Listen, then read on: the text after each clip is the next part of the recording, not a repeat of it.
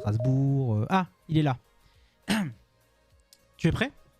Ouais, je te laisse introduire comme prévu. Très très bien. Alors on va recevoir Amine Kessassi, chers amis des chats. Militant marseillais, on va le présenter bien sûr. Je l'autorise dès maintenant. On va couper la musique. Hop là. Bonjour. Salut. Amine qui est mute pour l'instant, mais qui arrive, chers amis des chats. Ça va arriver incessamment sous peu. Ne vous en faites pas. Ah, le chat est sur ma tête. On va peut-être le mettre ailleurs. Alors, nous ne t'entendons pas, Amine, pour l'instant. On va te laisser peut-être faire les petits réglages.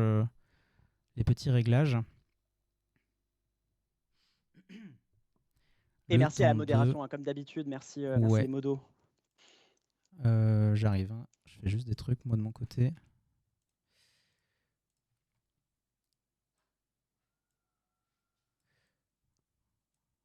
Hop. Je n'arrive pas à lancer la vidéo et l'audio. Ah zut! Je n'arrive pas à lancer... Attends. J'essaie de régler ça. Super, pas de souci. Donc Amine qui est en train de régler ses petits soucis de connexion. Finalement, vous voyez, il n'y a pas que nous. C'est peut-être le mal de la gauche française de ne pas réussir à régler son son. C'était notre mal tout à l'heure, vous voyez comme quoi. C'est ça. Après, moi j'aime bien, enfin c'est comme la dernière fois, moi j'aime bien le côté un peu à l'arrache des trucs sur Twitch. Tu vois, la dernière fois on était aussi en mode vas-y, on fait Discord au final et tout. Ouais, voilà, c'est ça, c'est classique. Alors, Amine Kessassi est parti, c'était l'interview. Merci beaucoup d'avoir été là. Merci beaucoup. J'espère que ça vous a plu, que vous avez trouvé ça intéressant. Vous pouvez retrouver la rediff, bien sûr. Voilà. Moi, je pense que c'est un complot. En attendant, n'hésitez pas à aller suivre Pastèque Caché. Hein. Pastèque, c'est un peu super interview. Merci, le replay sera dispo. Ah, moi, je suis quoi, moi? Je fais des streams, mais avec une fréquence toute relative, étant donné que j'ai un 35 heures qui me prend du temps et qui me prend de l'énergie, ce qui fait que quand j'entre à la maison, j'ai toujours la flemme. En général, je stream vers 16h30, 17h de temps en temps. Sur le Discord, on est plutôt animé, on a pas mal de discussions sur l'actualité, sur la politique en général, sur le serveur aussi, c'est cool. Mais en stream, je fais du jeu Guesseur. Surtout dernièrement avec la Coupe de la Ligue, j'en ai fait pas mal. Et depuis en 2022, j'avais commencé à faire je regardais des documentaires, on faisait des réacts à des documentaires. J'avais mis en pause, puis j'avais repris, puis j'avais remis en pause. Puis là, j'ai repris, on a regardé la dernière fois le docu sur le terrorisme d'extrême droite. C'était ultra badant. Regardez-le si vous êtes en bonne forme, parce que c'était badant sa mère. Mais Amine Kessassi, le retour. Amine Kessassi 2. J'espère que vous avez aimé le film 1. Déjà 12 minutes 30. Ah oui, parce qu'il y a ce truc aussi, c'est que quand on est à plusieurs, parfois il faut relancer l'appel parce qu'on n'a pas la version payante de Teams. Au pire. Au pire, ça dure 40 minutes. Le 1 était un peu court. Ah. Le 2 sera mieux. Pourquoi il n'arrive pas à rentrer? C'est un complot, hein. Complot de la droite. Martine Vassal. C'est la CIA. Martine Vassal nous empêche de communiquer.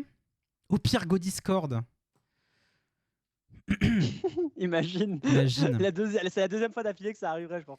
Moi, je faisais la blague à Elias hier. Je disais très hâte d'avoir un bug son quand on fera l'interview de Jean-Luc Mélenchon dans l'entre-deux tours de la présidentielle 2027 et qu'on dira Jean-Luc, viens sur Discord, fais pas chier. Bonjour Amine Kessassi, bonjour. Bonjour, ça va? Bienvenue. Ah, c'est bon, là ça marche, t'as l'air d'aller. Ça a l'air d'être nickel. Si seulement les seuls problèmes de la gauche étaient de pouvoir régler les problèmes de son et de micro. Ce serait un monde merveilleux si c'était nos seuls problèmes, bien sûr. Écoute, merci à toi d'avoir accepté l'invitation pour échanger sur plein de sujets. Donc, comme je te le disais lors de mon premier message, avec Elias ici présent, on a commencé à faire des petits entretiens avec... donc on avait reçu Jamie Oldas qui était candidat à Strasbourg, qui s'était retiré. Tu avais peut-être vu l'actualité suite à des menaces de la candidate RN et de l'extrême droite en général. Et donc voilà, on aime bien construire des entretiens dans lesquels on traite de sujets de fond avec les personnes qu'on reçoit. C'est souvent en lien avec l'actualité, là notamment l'actualité municipale. Et donc voilà, c'est pour ça qu'on on avait à cœur de te recevoir pour traiter de nombreux sujets. Donc merci beaucoup d'avoir trouvé le temps de nous rejoindre pour cet entretien. Je vais te présenter rapidement et en espérant ne pas avoir fait d'erreur. Vous m'entendez ou pas? Oui, on t'entend nickel. Ah ok, juste OBS ça crache, d'accord. Je pensais que c'était ici aussi, mais tout va bien. C'est bon, tout va bien maintenant. Ok. Donc du coup, Amine, tu es candidat à Marseille sur la liste du printemps marseillais. Avec donc Benoît Payan, maire sortant. Tu es fondateur de l'association Conscience, militant écologiste, a été candidat sur la liste de Marie Toussaint aux Européennes en 2024 et pour le NFP dans ma circonscription en 2024. Et tu as écrit un livre sorti en fin d'année dernière, Marseille, essuie tes larmes. Est-ce que j'ai oublié des choses? Est-ce que j'ai fait des erreurs? Non, c'est très bien. Nickel. nickel. Donc ouais, voilà, évidemment, on avait à cœur de parler de l'actualité municipale parce que ça va à 2000 à l'heure. On avait prévu de poser plein de questions sur cette gestion d'entre-deux tours, sur notamment les résultats du premier tour et le score de Franck Alizio, notamment arrivé deuxième, beaucoup plus haut que ce que beaucoup de gens pensaient, dont moi, malheureusement. Et donc voilà, on voulait avoir un petit peu déjà pour commencer ton ressenti sur ces résultats, sur cette montée, cette percée du RN à Marseille. Quelle conclusion t'en tires, par exemple? Plusieurs choses. Dans un premier temps, le vote RN, c'est parfois beaucoup et malheureusement trop souvent, c'est un vote qui n'est d'ailleurs pas un véritable vote de choix en fait, puisque dans les secteurs notamment, des gens sont allés voter pour des candidats Rassemblement National qu'ils ne connaissaient pas, qu'ils ne connaissent pas, et ils votent uniquement de par la tendance, de par la mouvance nationale du Rassemblement national. On a d'ailleurs vu que Franck Alizio, sa campagne, c'était uniquement je suis l'ami de Marine Le Pen et l'ami de Jordan Bardella, donc si vous les aimez, votez pour moi. Et en fait, la politique, ça peut pas être ça. Ça peut pas être si vous aimez mes copains, votez pour moi, et ça marche pas comme ça. Et puis aussi peut-être un peu honte de ce que ça renvoie de notre ville, que 99 000 Marseillaises et Marseillais vote pour cette liste qui ne prône rien de bon en fait, qui prône uniquement le repli, qui prône uniquement la division, qui prône uniquement le laisser-faire en fait, puisqu'on parle beaucoup d'enjeux sécuritaires dans cette campagne. Et l'extrême droite au pouvoir, c'est laisser les jeunes des réseaux s'entretuer entre eux dans un coin et ne pas s'en occuper en fait. C'est ça leur programme, c'est de créer un pass anti-racaille où eux vont déterminer qui sont les racailles et qui ne le sont pas pour pouvoir accéder aux plages, aux bus, aux services publics. Donc en fait, Marseille, ça peut pas être ça. Marseille, ça ne doit pas être ça.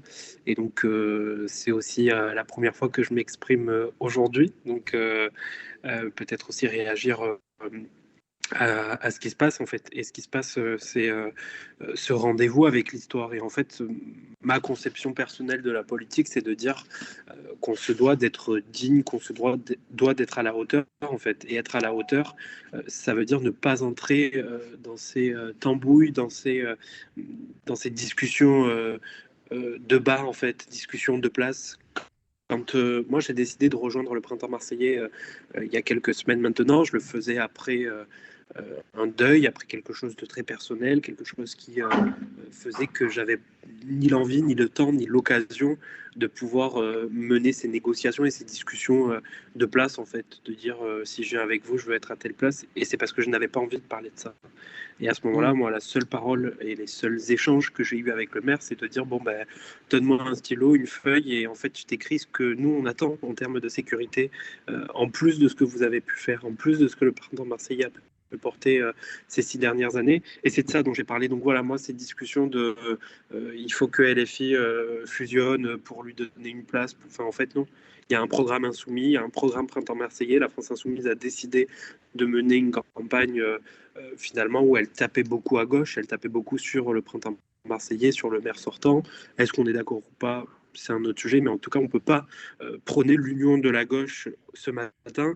Et puis, en fait, il faut qu'on fasse un remake, il faut qu'on remonte en arrière. Sébastien Delogu, c'est quelqu'un qui parle super mal.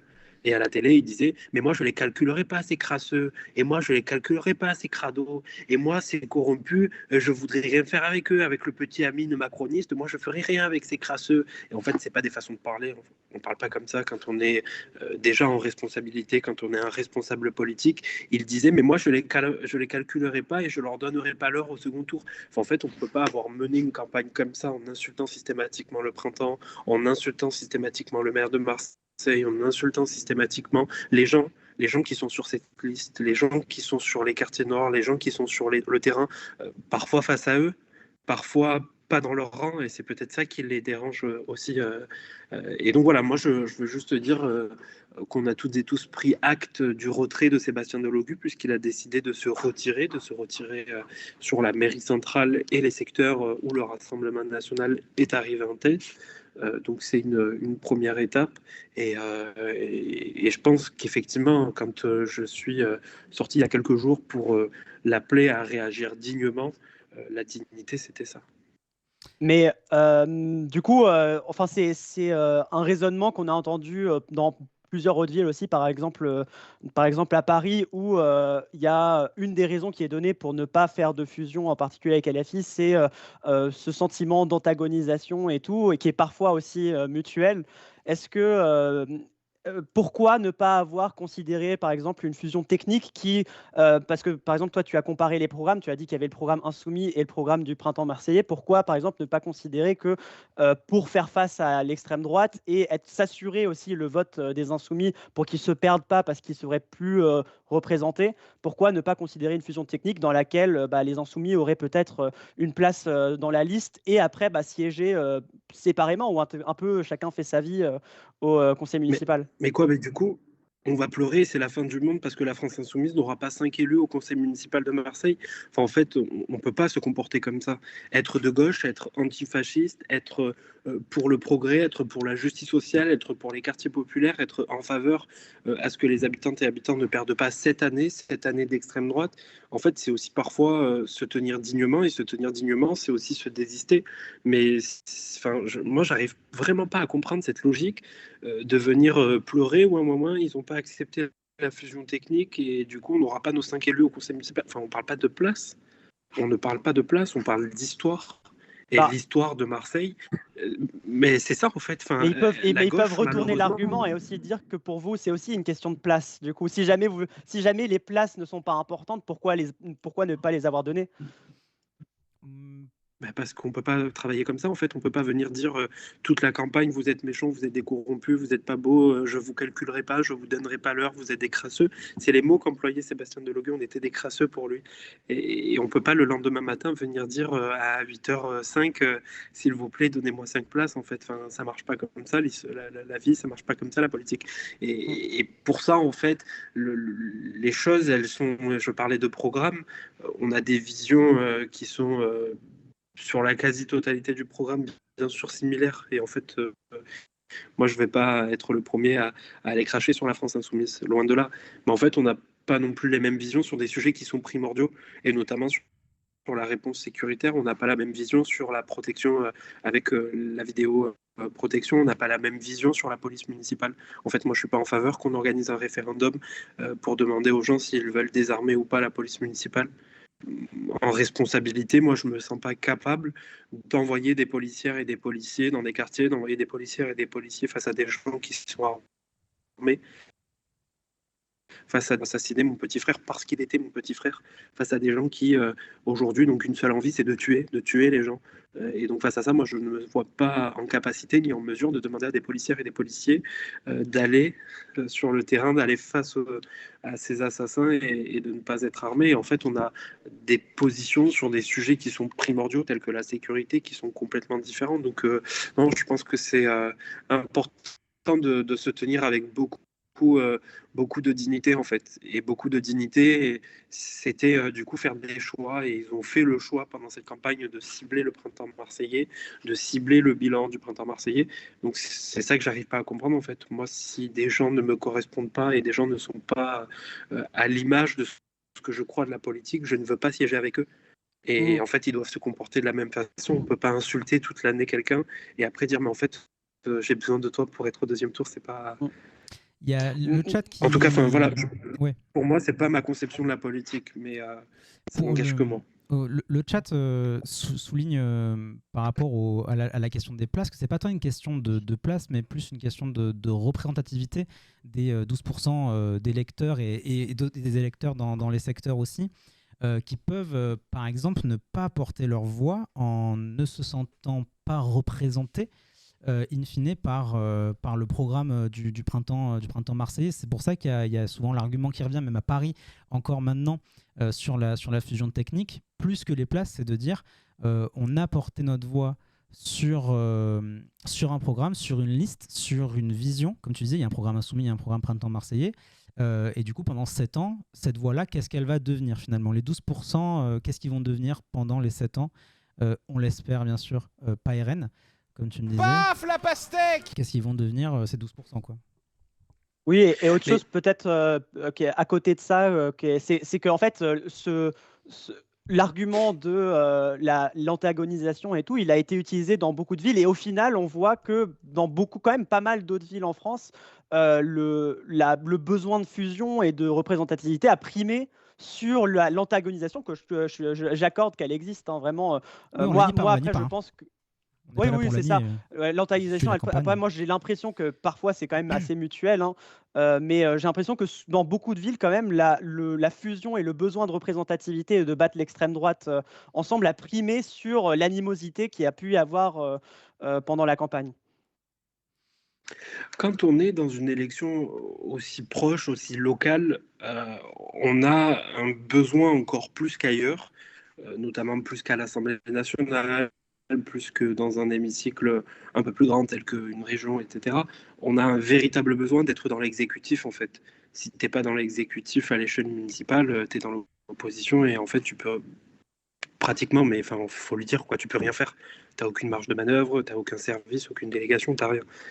Et donc, ce que je n'arrive pas à comprendre, c'est ce besoin de représentativité. En fait, bien sûr que les gens qui votent pour la France insoumise ont le droit d'avoir des représentants. Et ça, c'est valable quand on est sur des élections nationales, telles que les élections législatives.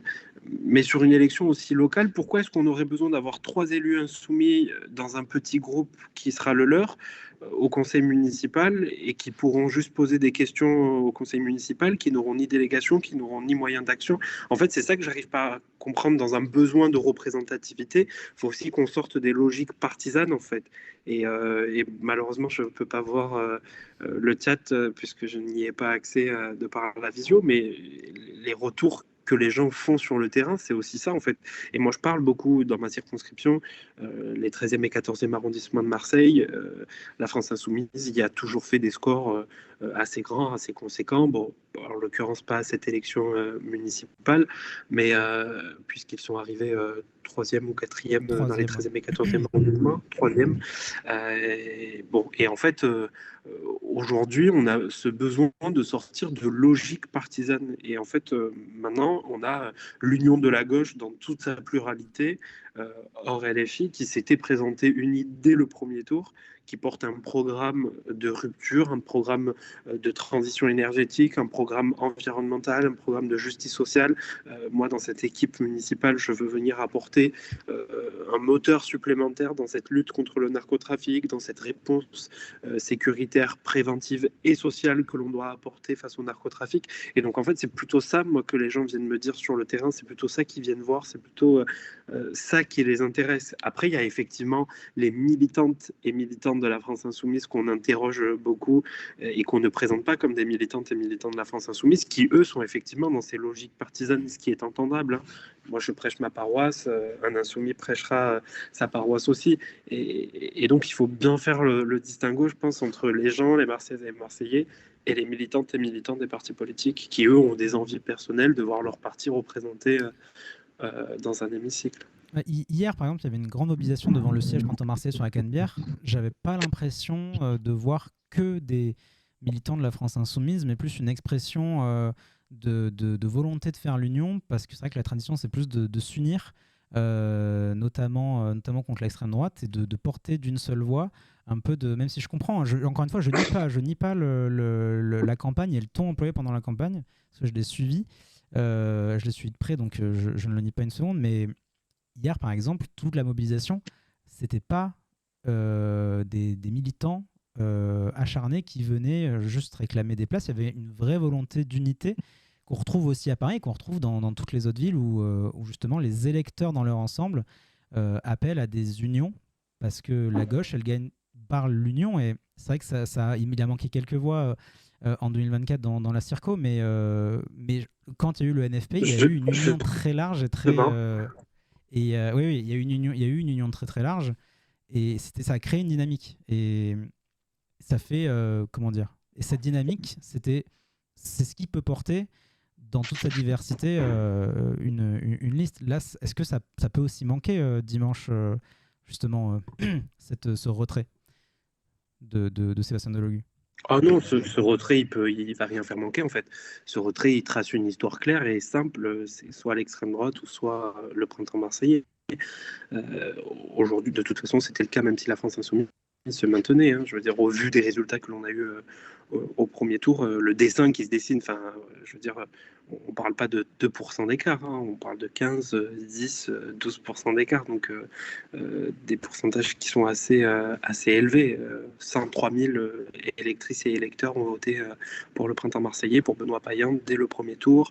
99 000 pour l'extrême droite et beaucoup moins pour la France insoumise et la candidate de droite Martine Vassal. Tu parlais des élections Mais on législatives. peut Bon, partir du principe qu'il y a un report de voix aussi. Enfin, c'est pas comme si c'était joué d'avance non plus. Ouais. Sans le Non, retour non, de bien sûr. Delogu, hein, sans le retour de Delogu. Tout à fait, tout à fait. Ah, ça bug un peu. Ouais, j'ai l'impression qu'il y a des problèmes de connexion Élections de ton législatives, côté. bon, voilà. On a des petits bugs de Ah, connexion de ton ok. côté. Attends, Pastèque, toi aussi, tu le vois pas avec C'est une mieux. image claire? Oui, tu Ah es... ok, donc c'est bien de son côté, j'étais pas sûr. Ça grésille, ça revient, ça s'en va. Ok. Ça s'en va, ça revient. On va attendre juste que ça se stabilise un peu. Là, je sais pas Est-ce que si- c'est mieux? Alors l'image non, mais le son, ça a l'air de revenir. Est-ce que Lies, toi, ça Ok, revient super. ou pas? C'est mieux? Bah bof, l'image pas du tout, mais le son un tout petit peu. Je pense qu'il y a du décalage aussi, il y a pas mal de Peut-être un décalage. peu Il a de l'air de décalage. réagir. Ouais. Est-ce que c'est mieux? Ouais, Peut-être que c'est mieux sans l'image, ouais, peut-être. Peut-être que ça Bon, marche mieux. désolé, du coup, vous me verrez pas, mais vous m'entendez, c'est le plus important. oui, c'est pas grave. Non, du coup, tu parlais des élections législatives. Après, voilà, moi, je veux pas rentrer dans une guéguerre de vengeance ou de il m'a fait, je lui ai fait, etc. Je pense que les gens veulent qu'on parle un peu d'autre chose que de ça. Mais voilà, enfin, Sébastien Delogu, lorsqu'il a été élu au premier tour le soir des élections législatives, comme dirait l'autre, pour faire un peu ce jeu de mots, il lui suffisait de traverser la rue pour être sur ma circonscription et venir nous aider.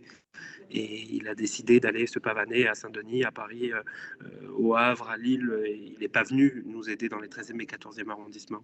Sébastien Delogu, il a fait une campagne où il partait me salir auprès des gens en disant Amine ci, Amine ça, il ne faut pas voter Amine, il ne faut pas voter le RN, ne votez pas, abstenez-vous. Et j'ai des messages textuels de gens qu'il est parti voir et je peux vous dire dans quel quartier il est allé baver sur moi pendant les élections législatives. Je peux vous dire dans quelle association il est parti demander aux gens de s'abstenir et de ne pas aller se mobiliser. Donc en fait, le grand donneur de leçons de morale de lutte contre l'extrême droite, tu vois, j'y ai été aux législatives, il n'est pas venu une seule fois nous aider dans les 13e et 14e arrondissements. On s'est bien retrouvé seul pour se battre et c'est en ça que je disais que Sébastien Delogu voulait être le marchepied de l'extrême droite, puisque c'est aussi pour ça qu'il nous a manqué une dizaine de voix par bureau de vote pendant les élections législatives, qui a fait élire une députée Rassemblement National, et c'est pour ça que je ne voulais pas voir cela à l'échelle de la ville.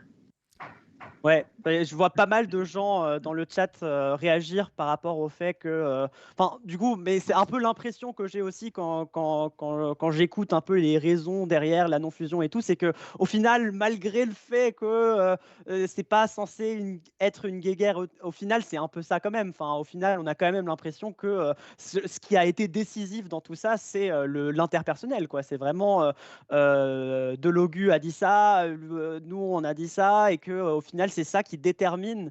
Bon après là, finalement le scénario est heureux pour toi parce que Sébastien Delogu a décidé de se retirer et que normalement ça devrait le faire pour le second tour, mais finalement la non-fusion elle s'est jouée, j'ai l'impression quand même sur des trucs assez interpersonnels.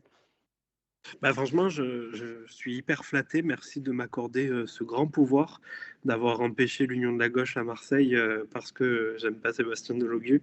Et franchement, si j'avais ce pouvoir, je pense que ça se saurait. Mais je peux te garantir Bah, que les choses se sont jouées un peu au-dessus de tout ça. ok. Alors, est-ce qu'on reste, Elias, parce que ça fait déjà une petite demi-heure, est-ce qu'on reste sur les municipales parce que, bon, comme tu disais, comment dire, j'ai oublié le terme exact. Bah, moi, j'ai peut-être encore une question Ouais, vas-y. rapide, mais je pense que c'est moins clivant, donc peut-être que ma question, c'est une question un peu double. C'est quoi la stratégie là de campagne pour le deuxième tour? C'est quoi les enjeux principaux? Sur quoi est-ce que vous vous concentrez en tant qu'équipe? Comment est-ce que vous comptez aussi récupérer les voix de Sébastien Delogu qui s'est retiré? Est-ce qu'il va y avoir des changements ou voilà, c'est quoi un peu la stratégie pour le deuxième tour? Des changements à quel niveau? Dans la stratégie de Je campagne, sais pas. C'est ça que tu veux dire, Elias? Dans la stratégie de la Ouais, campagne ouais, c'est ça. Ah, ok. Est-ce que Oh, ça oui, change parce quelque que chose dans la manière dont vous comptiez faire campagne pour le deuxième tour? non, pas vraiment, parce que de toute façon, et depuis qu'on a commencé cette campagne, on est beaucoup sur des questions de fond.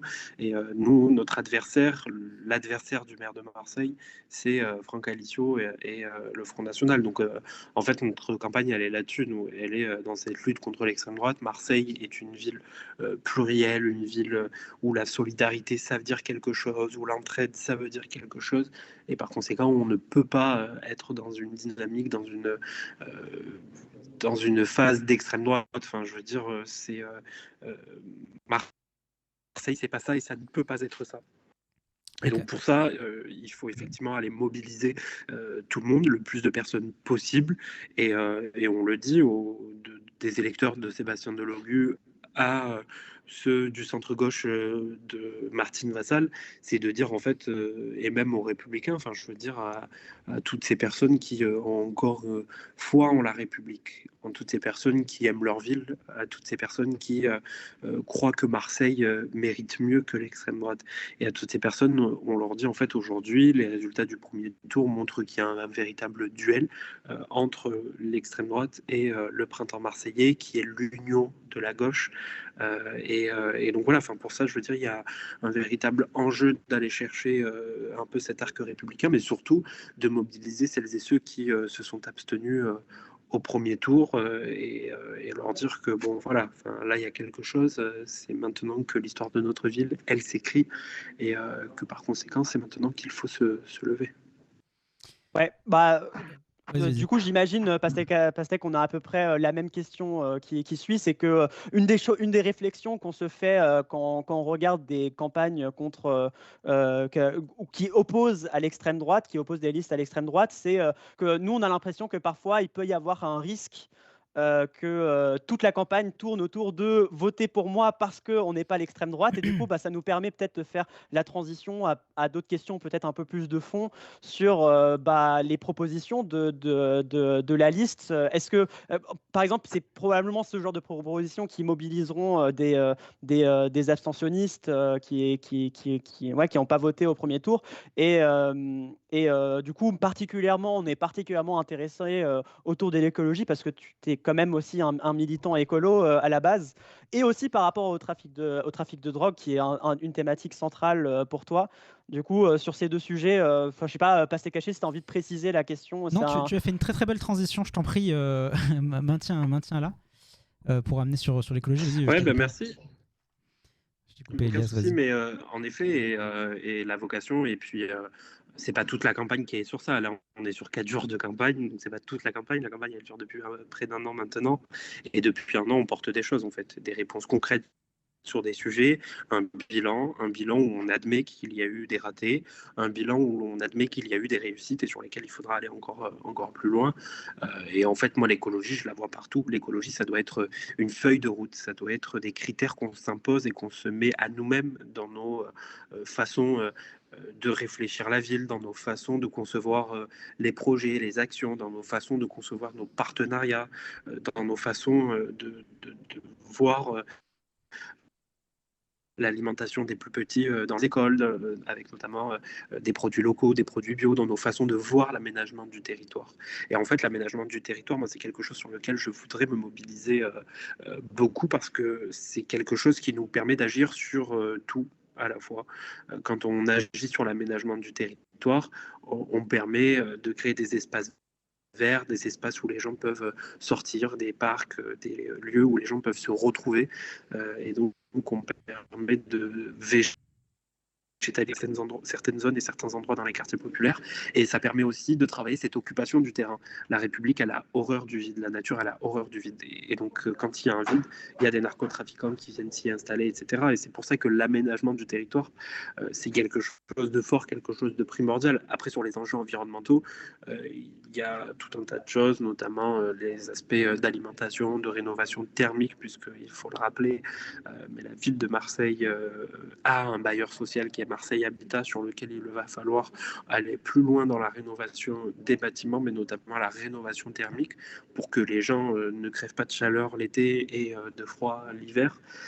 Et enfin, il y a tous ces enjeux de littoral. Marseille, c'est une ville portuaire, une ville ouverte à la mer, et donc on a beaucoup parlé de ces enjeux d'électrification des bateaux à quai, les filtres à particules fermées. En fait, tout ça, c'est un plaidoyer qu'il faut faire, qu'il faut mener auprès, auprès des partenaires, notamment auprès du port. Ok, du coup, moi, il y a un truc, une question que je me pose, pas déjà par rapport à l'écologie. Je pense qu'après, on pourra peut-être passer aussi un petit peu de temps sur le trafic de drogue, mais par rapport à l'écologie, juste pour clarifier un petit peu, même moi, ma vision personnelle, et je pense que ça va aider aussi le chat à mieux cerner ta vision. En fait, on va un peu résumer, on va un peu caricaturer, mais ça m'intéresserait bien à connaître un petit peu mieux ta vision de l'écologie. Par exemple, il y a cette fameuse phrase de est-ce que c'est possible de faire l'écologie sans lutte des classes? Est-ce que l'écologie sans lutte des classes, c'est du jardinage? Ou, par exemple, si on veut être plus concret, par exemple, chez les écologistes, il y a grossièrement deux lignes qui se distinguent. Il y a la ligne un petit peu d'écologie libérale, qui est la ligne prépondérante de Marine Tondelier, et puis après, peut-être une autre ligne un petit peu plus radicale. Est-ce que tu te reconnais un petit peu, ou est-ce que tu te places par rapport à ça? En fait, je pense qu'on a besoin et nécessairement, et vraiment, et je le dis sans aucun mépris et ni aucune insulte pour celles et ceux qui croient en ça, mais moi, très souvent, ceux qui viennent crier la lutte anticapitaliste, c'est des gens que j'ai vus à Paris, dans les plus beaux arrondissements de Paris, dans les plus beaux appartements. Ils avaient tous des très beaux vêtements, Carhartt, enfin, toutes ces belles marques qu'on regarde de très loin parfois. Et en fait, tous ces gens-là qui viennent beaucoup crier la lutte anticapitaliste, etc., c'est des gens qui le font par conviction. Il y en a aussi beaucoup qui le font parce qu'ils veulent un peu désobéir à maman et papa qui ont beaucoup de sous, beaucoup d'argent. Et en fait, oui, c'est une vérité. Mais en dehors de Et en la, fait, en dehors j'y viens. en dehors du Du coup, truc j'y de viens. c'est qui donne cet argument C'est selon toi, ça. en dehors de ça, En dehors vraiment de dans le ça. fond de la Ouais. critique, où est-ce que tu te places, toi? Du coup, j'y viens. Si je peux juste finir ma Bien sûr, phrase. bien sûr. Et donc, en fait, ça m'amène à réfléchir à quelque chose. Et mon positionnement, il est hyper clair, en fait. On a besoin d'avoir cette réponse aujourd'hui, là, maintenant. Et maintenant, on ne peut pas dire que les réponses, là, tout de suite, ça peut être des réponses radicales du jour au lendemain, en fait.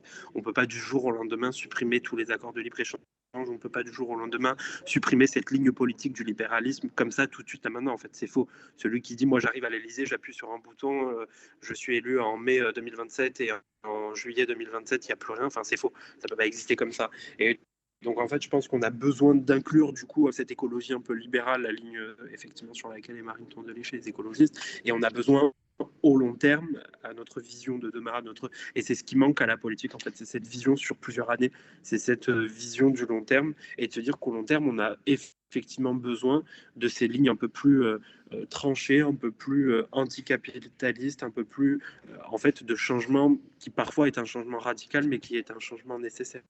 Parce que tu citais Marine Tondelier. Marine Tondelier, elle est souvent pointée du doigt comme n'ayant justement pas de ligne assez claire dans laquelle on ne se retrouve pas. Si je comprends bien, toi, tu es plus dans une ligne d'amendement du libéralisme et du capitalisme et pas trop sur la ligne qu'on pourrait, tu me corriges Elias si pour toi c'est pas ça, mais plutôt qui serait celle de Sandrine Rousseau qui tire plus à gauche les écolos. Mais c'est vrai qu'aujourd'hui, par exemple sur le site des écolos, il n'y a pas encore de programme. On a en fait du mal un peu à comprendre ce que veulent les écologistes. Sur les municipales, on va toujours faire des crochets.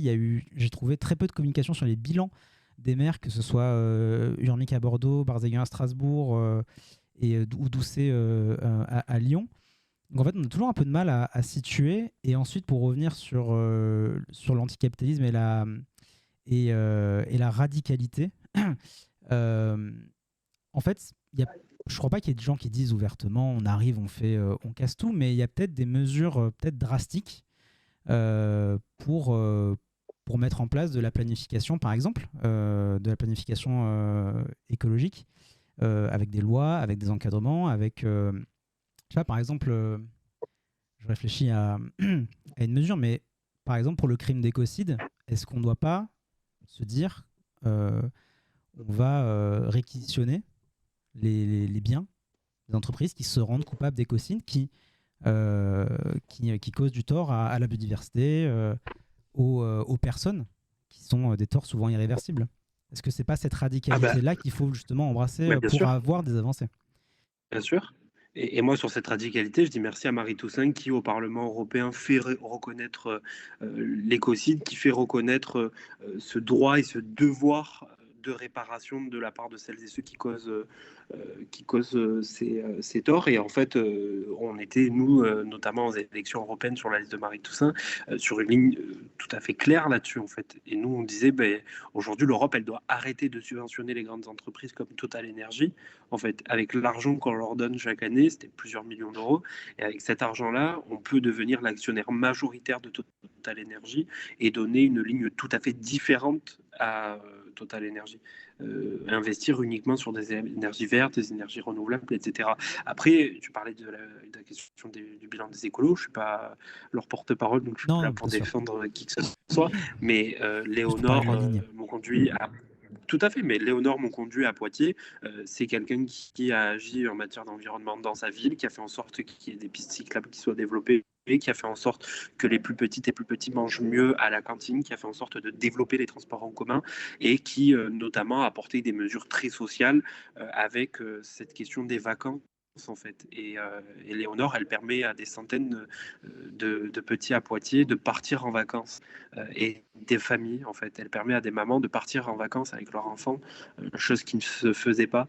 Bruno Bernard, à la métropole de Lyon, il a développé drastiquement des transports en commun qui permettent sur des lignes de drastiquement réduire l'utilisation de la voiture et donc de pollution individuelle et de travailler sur ces transports en commun qui permettent aux gens de mieux se déplacer, d'arriver au travail à temps, etc. Et il a ouvert le RSA au moins de 25 ans à la tête de la métropole de Lyon. Et en fait, tous ces bilans écolos, on peut les pousser, on peut parler de ce qu'a fait Pierre à Bordeaux, etc. Enfin, en fait, on a tout un tas de réponses hyper concrètes. Maintenant, voilà, je pense que l'écologie, ça doit être une ligne, ça doit être une feuille de route. Et l'écologie, ça peut pas juste être une attitude, en fait. Tu vois, l'écologie, c'est une feuille de route qu'on s'applique partout, qu'on s'applique en matière de justice sociale, qu'on s'applique en matière de commerce, qu'on s'applique en matière d'alimentation, qu'on s'applique en matière de transition énergétique. Et ça doit être ça, en fait. Ça doit être tout ce que, toutes ces feuilles de route qu'on doit s'appliquer, elles doivent être des réponses finalement qui allient la réalité des gens, la réalité sociale, la réalité des territoires, la réalité géographique, enfin, en fait, toutes ces réalités-là, elles doivent aussi être prises en compte et en considération dans la réponse écologique et environnementale qu'on peut apporter. Est-ce que tu veux, Elias Non, moi je regarde l'heure et Ah. j'essaye de voir si on passe au prochain sujet ou si tu as un truc, si une question en plus sur l'écologie. Non, c'est vrai on peut en effet enchaîner, surtout qu'en plus tout se rejoint un petit peu, parce on parle de social autour de l'écologie, et on a parlé dans les mesures écologiques d'aménagement urbain, parce que tu as parlé donc de cet aménagement urbain qui permet à à des secteurs, notamment pour prendre Marseille, de vivre et de ne pas être à l'abandon, parce qu'on accuse quand même vachement le coup dans certains secteurs de Marseille d'un abandon qui a été longtemps orchestré notamment par la mairie Gaudin, par toutes ces années-là, et qui donc nous amène sur un autre sujet qu'on voulait évoquer, c'était tout ce qui est autour des stupéfiants, du trafic de drogue qui touche notre ville, mais pas que, malheureusement. Et en fait, autour de ces sujets, on a beaucoup, à chaque fois qu'il se passe quelque chose, le défilé des ministres, voire même des fois du président, avec toutes les télés qui viennent, une espèce de mesure pseudo-choc face caméra, qui n'est souvent pas suivie d'effet, avec une quarantaine d'années, 30-40 ans de politique du tout répressif qui s'enchaînent. Mais au final, on a l'impression, même plus que pas l'impression, de voir des résultats. Et on se demande, est-ce qu'il n'y a pas autre chose à mener comme politique, comme par exemple une politique sociale, aider les gens à sortir de la précarité, remettre des services publics, et même prendre aussi des mesures de santé publique sur l'accompagnement des personnes qui consomment, et aussi l'accompagnement des personnes qui sont insérées dans ces trafics, qui, on utilise souvent le mot tomber dedans, on ne tombe pas par choix dans quelque chose. Donc en gros, quelle est ta vision de ça, si on doit sortir du tout répressif, de ce discours tout répressif qu'on entend partout, et quelle alternative en fait à ce discours tout répressif on peut amener pour proposer des solutions qui seraient peut-être à même de changer les choses, vu que ça fait une trentaine d'années, je dis ça à peu de choses près, parce que j'en ai pas plus à mon compteur, de politique, que c'était par Sarkozy ou même autres, qui ne donnent pas de résultats. Question longue, désolé, mais Pas de souci. c'est un sujet long. Du coup, complexe. réponse un peu plus longue. Déjà, la réponse face au narcotrafic, et le problème, il est là, c'est qu'on a toujours dit la réponse face au narcotrafic. Et en fait, il n'existe pas la réponse face au narcotrafic, il existe les réponses. Et donc, on traite cette question de narcotrafic d'un point de vue sécuritaire, on n'arrivera pas à se sortir de cet engouement dans lequel on est.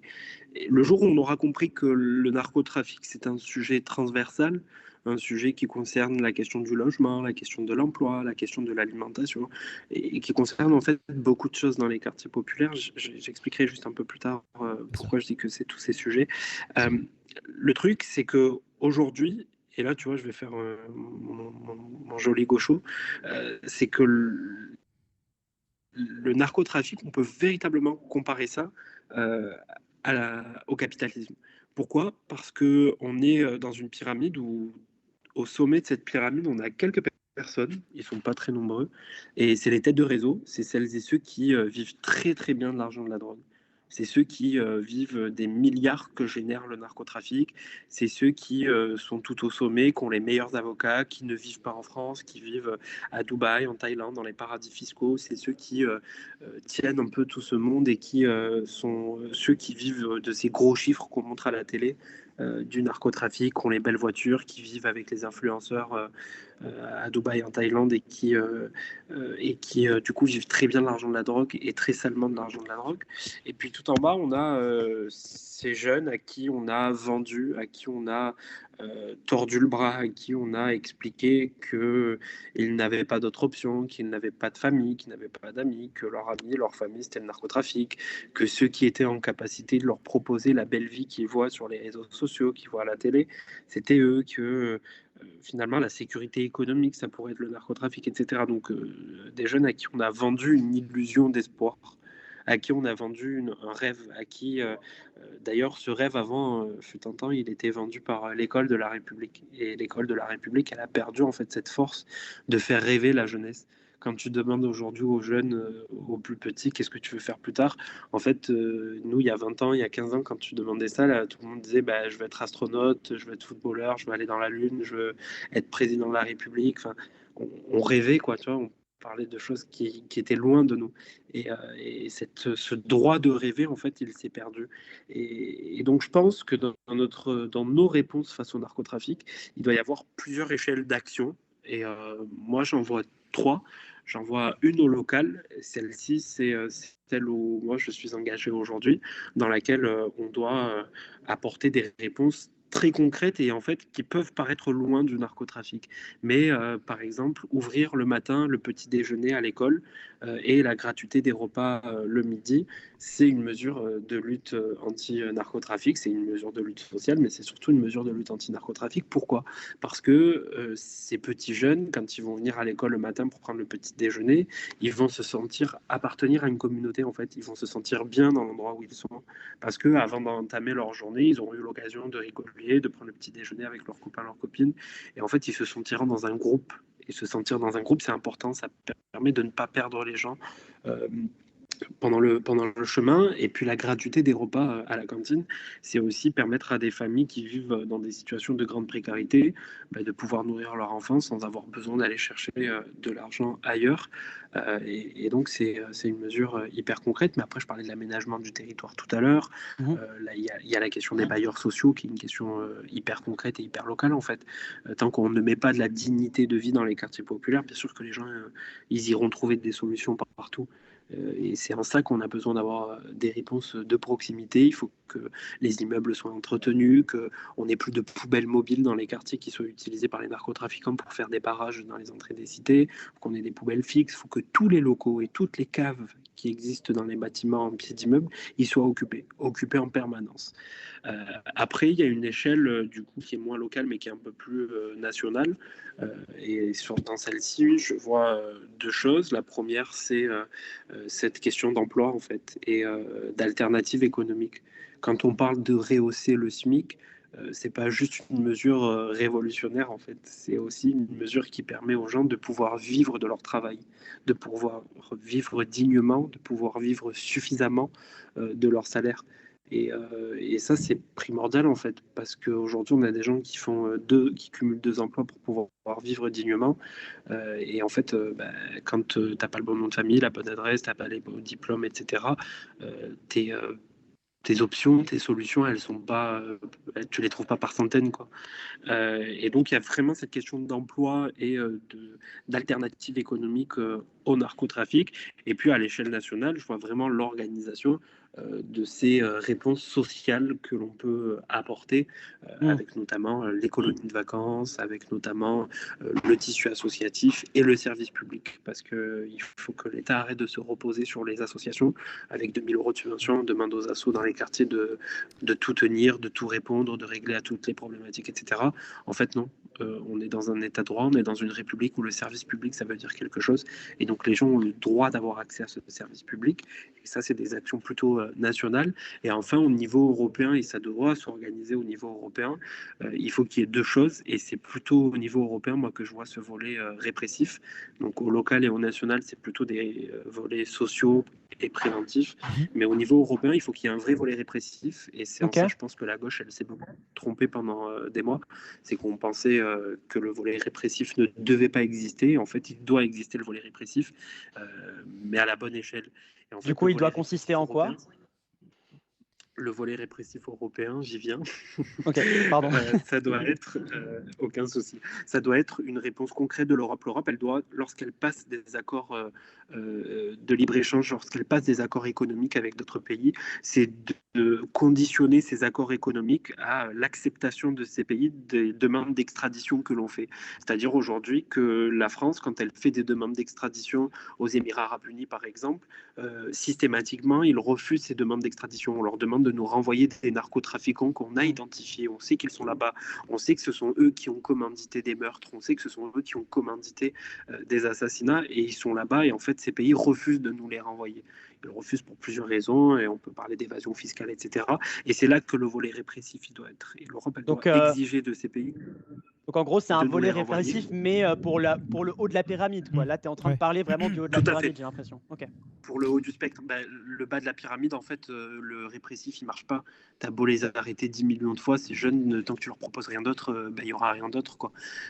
Et donc, on doit aussi se doter au niveau européen d'un office anti-stupéfiant qui lui-même soit doté d'une agence du renseignement de la lutte contre le narcotrafic qui nous permette d'identifier où sont les biens, où sont les avoirs, où sont les appartements, les voitures, les biens mobiliers des narcotrafiquants pour les saisir et pour les réinjecter dans cette lutte contre le narcotrafic, puisque à chaque fois que nous à gauche on propose des choses, on nous demande comment on finance ça, en fait on va aller utiliser leur argent pour lutter contre eux. Il faut aller chercher les réseaux de blanchiment d'argent, il faut aller chercher leur réseau d'évasion fiscale dont bénéficient les narcotrafiquants. Et enfin, au niveau européen aussi, il doit y avoir du coup ce volet répressif du haut du spectre, mais il doit aussi y avoir une question de santé publique. Et là-dessus, il faut que ça soit organisé au niveau européen, parce que moi, je ne crois pas à l'action nationale sur ces sujets. Je pense que l'Europe, elle doit Ok. agir sur la santé des gens, parce que tant qu'on ne comprend pas qu'on est dans une société aujourd'hui sous dépendance, une société qui, lorsque les gens rentrent tard le soir du travail, ils sont obligés de se jeter sur un jointit pour se calmer, pour se déstresser, etc. Que les gens sont obligés de tirer un rail de coke pour faire l'amour, pour faire la fête. En fait, tant qu'on n'aura pas compris qu'on est dans une société sous dépendance, on ne comprendra pas la réponse de santé publique qu'on doit y apporter. Et donc pour ça, moi je pense que l'Europe, elle doit travailler sur un plan de légalisation du cannabis à l'échelle européenne pour qu'on puisse notamment apporter des réponses de santé publique. Mais ça ne peut se faire qu'à l'échelle européenne. Ça n'a pas de sens de légaliser nous tout seuls en France. Aujourd'hui, Ok. l'Allemagne a légalisé le cannabis, et la maire, pardon, pourquoi je dis l'ancienne, la maire de Strasbourg actuelle Oui. nous dit qu'elle a un parc à cheval entre l'Allemagne et Ouais. Strasbourg, et que les gens traversent ce parc pour aller fumer et reviennent de l'autre côté du parc. Enfin, en fait, ça n'a aucun sens. C'est chez moi, ça. Donc Oui, on a c'est besoin vrai. d'avoir, Ouais. voilà. Euh, Donc on a besoin d'avoir vraiment une réponse européenne là-dessus, et que les gens puissent du coup comprendre et appréhender cette réponse de santé publique. sur le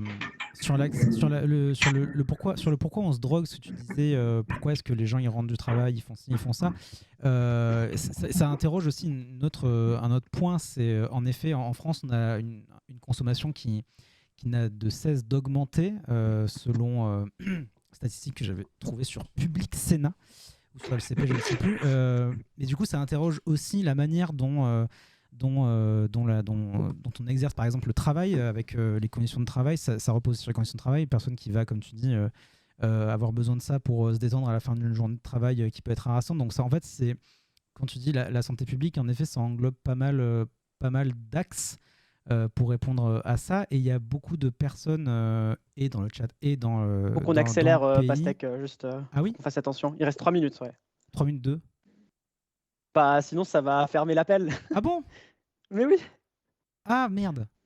Alors je pose la question rapidement, et éventuellement au Ouais. pire on recrée vite une instance. Mais en gros, sur la question de la légalisation du cannabis ou de la dépénalisation des drogues, comme ça a été le cas au Portugal, qui a eu de très bons retours avec une baisse de la consommation, une baisse des maladies liées à ça, et ce qu'on appelle le coût social aussi qui diminue. Quelle est ta position sur ce sujet par exemple?